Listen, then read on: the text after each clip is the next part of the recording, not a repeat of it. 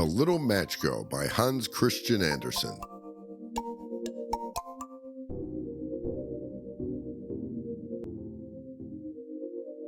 Most terribly cold it was. It snowed and it was nearly quite dark, and evening, the last evening of the year. In this cold and darkness, there went along the street a poor little girl, bareheaded and with naked feet. When she left home, she had slippers on. This is true, but what was the good of that? They were very large slippers, which her mother had hitherto worn. So large they were, and the poor little thing lost them as she scuffled away across the street because of two carriages that rolled by dreadfully fast. One slipper was nowhere to be found. The other had been laid hold by an urchin, and off he ran with it. He thought it would do capitally for a cradle when he someday or other should have children himself. So the little maiden walked on with her tiny naked feet that were quite red and blue from cold. She had carried a quantity of matches in an old apron, and she held a bundle of them in her hand. Nobody had bought anything from her the whole livelong day. No one had given her a single farthing.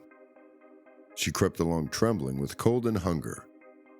A very picture of sorrow, the poor little thing. The flakes of snow covered her long fair hair, which fell in beautiful curls around her neck. But of that, of course, she never once now thought. From all the windows the candles were gleaming, and it smelled so deliciously of roast goose. For you know it was New Year's Eve. Yes, of that she thought.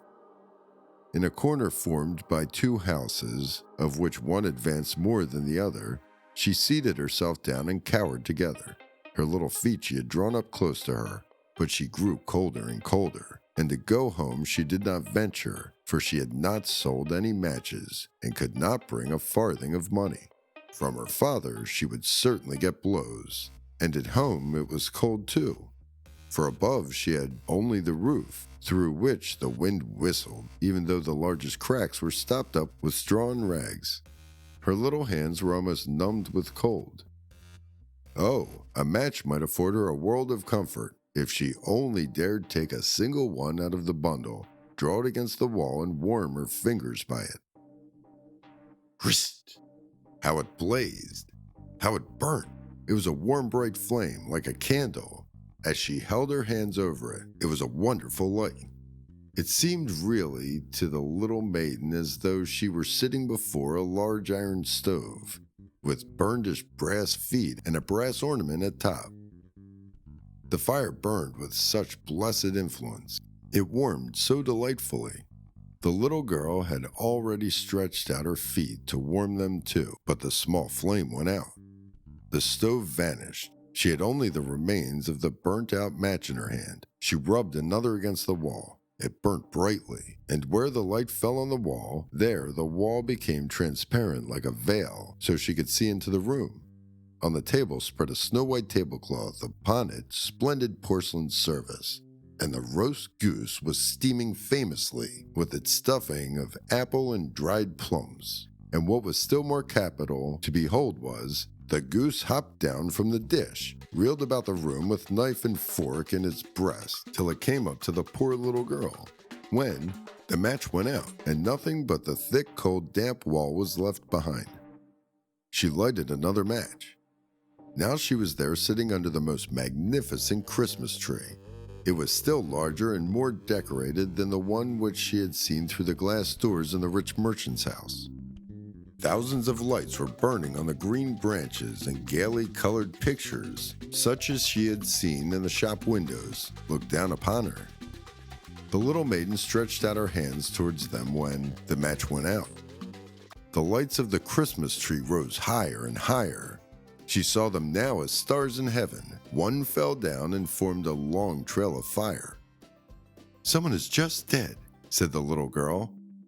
For her old grandmother, the only person who had loved her, and who is now no more, had told her that when a star falls, a soul ascends to God. She drew another match against the wall. It was again light, and in the luster there stood the old grandmother, so bright and radiant, so mild, and with such an expression of love. "Grandmother," cried the little one, "Oh, take me with you. You go away when the match burns out. You vanish like the warm stove, like the delicious roast goose, and like the magnificent Christmas tree." And she rubbed the whole bundle of matches quickly against the wall, for she wanted to be quite sure of keeping her grandmother near her. And the matches gave such a brilliant light that it was brighter than at noonday. Never formerly had the grandmother been so beautiful and so tall.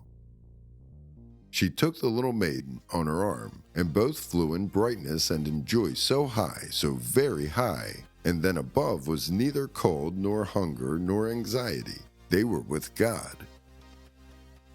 But in the corner, at the cold hour of dawn, sat the poor girl, with rosy cheeks and her smiling mouth, leaning against the wall, frozen to death on the last evening of the old year. Stiff and stark sat the child there with her magic, of which one bundle had been burnt. She wanted to warm herself, people said. No one had the slightest suspicion of what beautiful things she had seen. No one even dreamt of the splendor in which, with her grandmother, she had entered on the joys of a new year.